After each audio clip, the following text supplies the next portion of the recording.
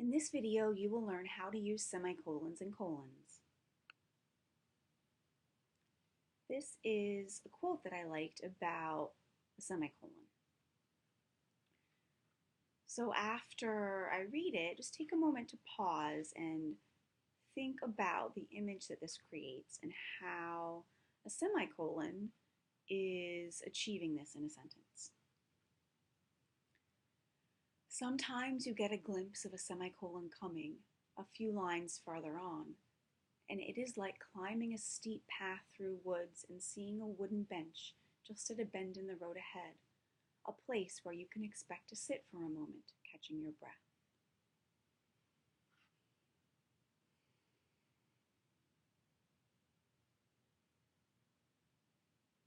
So this comparison invites us to think about a semicolon as a rest.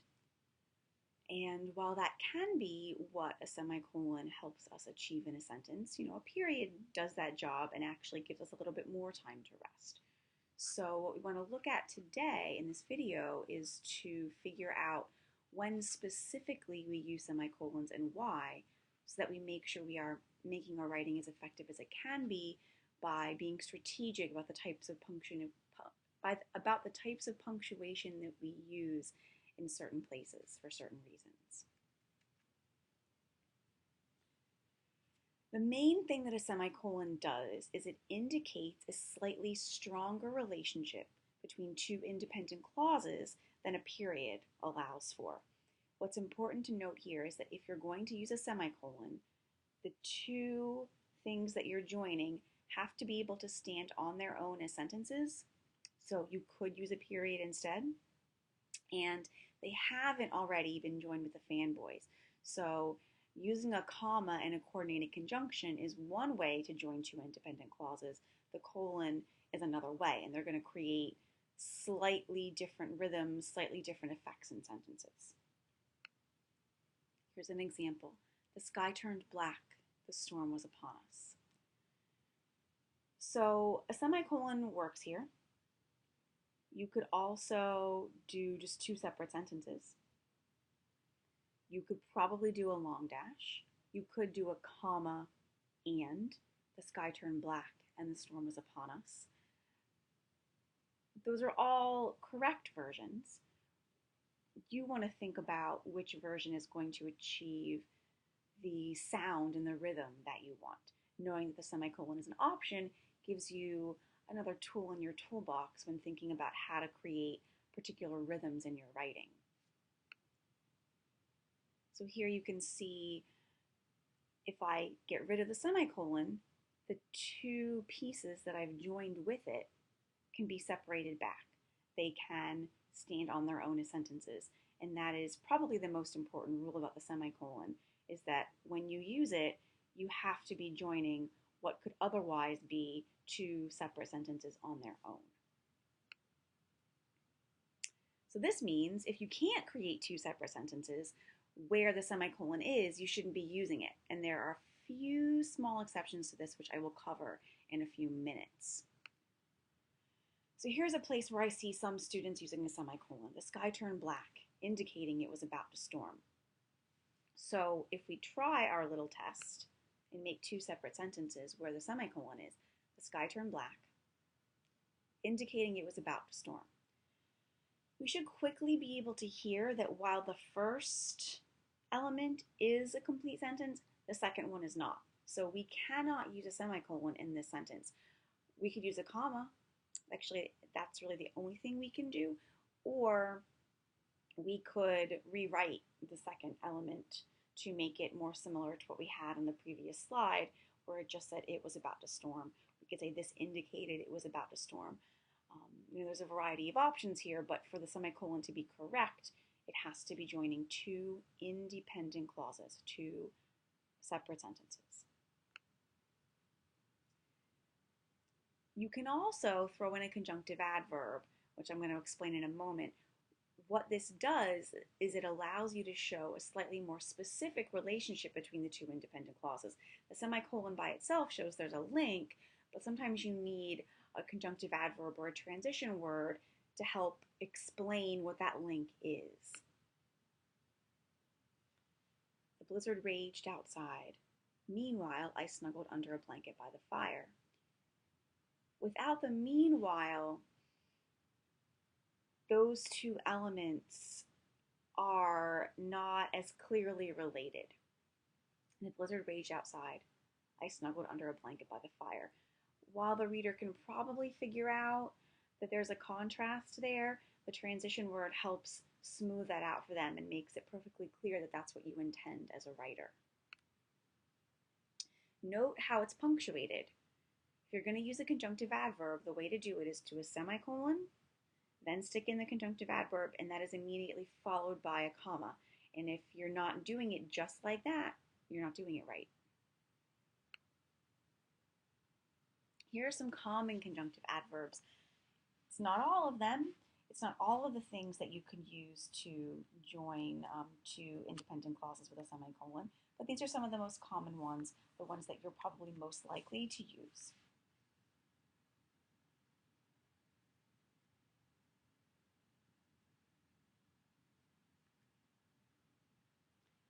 This is important to note. Conjunctive adverbs and subordinated conjunctions are not the same. I often see students use them interchangeably, and they don't quite function the same way in a sentence. They have a slightly different rules govern their operations. So you really want to think about what the word is you're using and making sure that you're using the right one with the punctuation in the right way. So I've given you here two examples of sentence written one way with a conjunctive adverb and a semicolon, and another way with a subordinated conjunction that creates a dependent clause. So take a moment to read these and listen to how they sound slightly different. If you need more review of subordinated conjunctions, there is a video on conjunctions that talks about it, and the videos on clauses and adverb clauses are also going to go into more detail about subordinated conjunctions.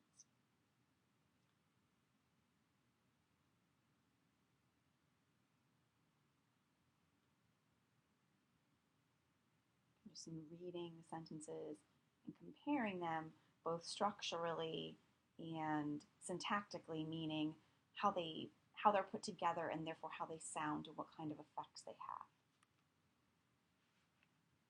You probably noticed that the conjunctive adverb sentences, they're a little bit harsher. They're not quite as rolling as these subordinated conjunction sentences. That doesn't make one right or wrong. It doesn't make one better or worse. It just depends on the effect that you are trying to achieve in your own writing, which might just include having a little bit of variety, which is why we might want to use semicolons and conjunctive adverbs, because we're probably less likely to rely on those than we are the subordinating conjunction constructions. This is the exception to the rule about semicolons joining two independent clauses. If you have items in a series and the series already contains commas, then you use semicolons to help clarify. So here's an example. If you look at the sentence and then imagine it with commas where the semicolons are, it gets a little confusing to read because I've got too many commas going on. So the semicolon is a slightly stronger punctuation mark that helps differentiate between the items in the series, since we're already using commas within the series. That's really the only time, though, that you want to use a semicolon, when you aren't joining two independent clauses. This is an important tip. Don't use a semicolon too much. If you use it once or twice in a piece of writing, then it has an effect because it's being emphasized, because it's different. If you use it every 3 or 4 sentences, then you're overusing it and it loses its power. So reserve it for the times when you want to show that these two ideas are very closely related. In particular, when you want to use one of those conjunctive adverbs, those are probably the best times to save your semicolon use.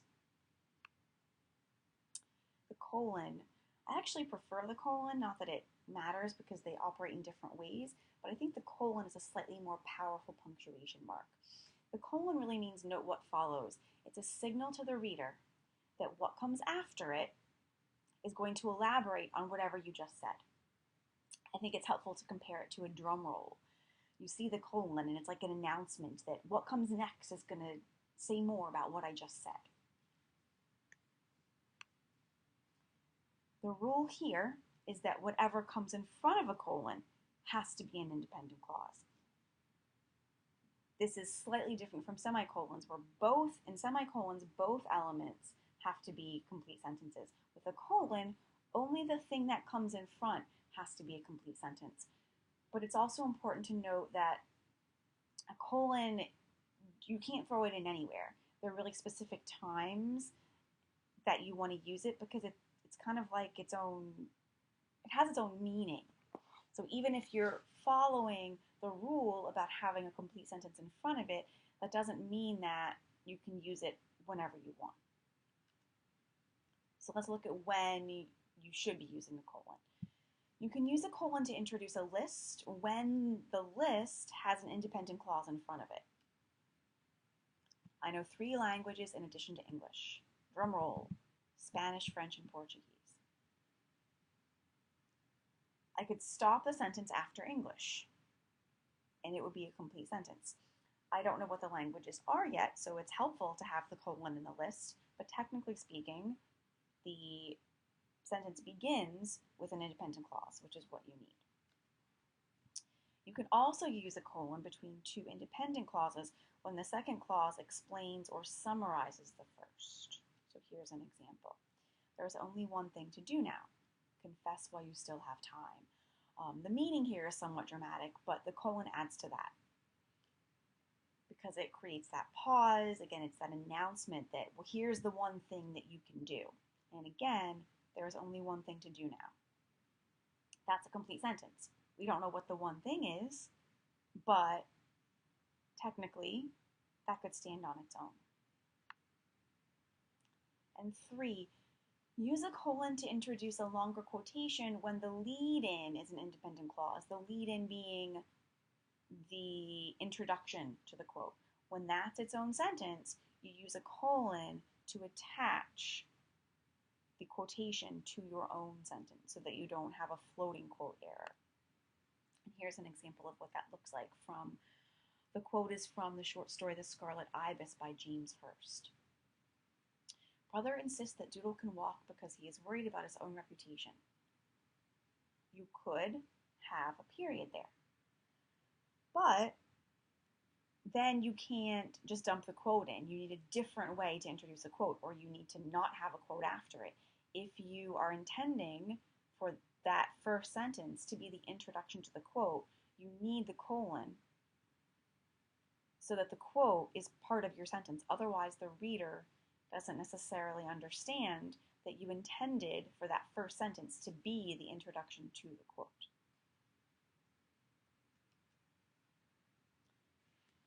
Similar to with semicolons, if what comes in front of the colon is not an independent clause, you can't use it. So you can't use it for any list. You can't use it for any quote. So here is a couple of examples of when it's used incorrectly. Mom said, don't forget to brush your teeth. Mom said is not a complete sentence because it does not express a complete thought. So here I would need to use a comma instead of the colon. So another example of an incorrect use. At Adventureland, we rode. Now I've got a list, okay. But what comes in front of the list is not a complete sentence, so I can't use it. Here, the best thing to do is just delete the colon. And then we have a structure with a action verb and the direct objects as part of the sentence, which is what we need. If you really want to use a colon for some reason, you could say at Adventureland, we rode 3 rides. Or we could say at Adventureland, 3 rides were our favorite. So that you have a complete sentence in front of the list. You can't use a colon before any list. All right, here's your opportunity to practice. You're going to read the sentences, determine whether the semicolons and colons are correct or not. If they're correct, you leave it alone. If they're incorrect, you revise the sentence, keeping in mind there is usually more than one way to fix one of these punctuation errors. So now is time to pause the video, complete the practice sentences, and then restart the video to hear the answers.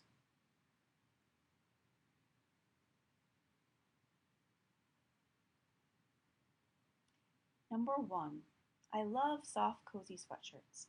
I bought half a dozen for this fall. So in order to test whether or not this is correct, we want to imagine that the semicolon is a period and see if those two pieces can be their own sentences. I love soft, cozy sweatshirts. Check. I bought half a dozen for fall. Check. Both of those can be complete sentences.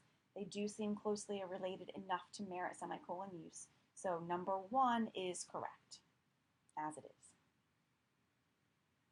Number 2, for Halloween, my daughter has dressed up as Minnie Mouse, Supergirl, and Owlette. So here again, we want to imagine there's a period where the colon is and see if that's a complete sentence. For Halloween, my daughter has dressed up as. Nope, not a complete sentence. It does not express a complete thought. So the best thing to do here is just delete the colon. You could rewrite the opening if you really wanted the colon in the list. Something like, my daughter has dressed up as 3 different females for Halloween, which is kind of awkward and wordy. I prefer the sentence with just deleting the colon. Number 3, I ordered a chopped salad for lunch, although I would have preferred the cheeseburger and french fries. Okay, I ordered a chopped salad for lunch. That's correct. Although I would have preferred the cheeseburger and french fries.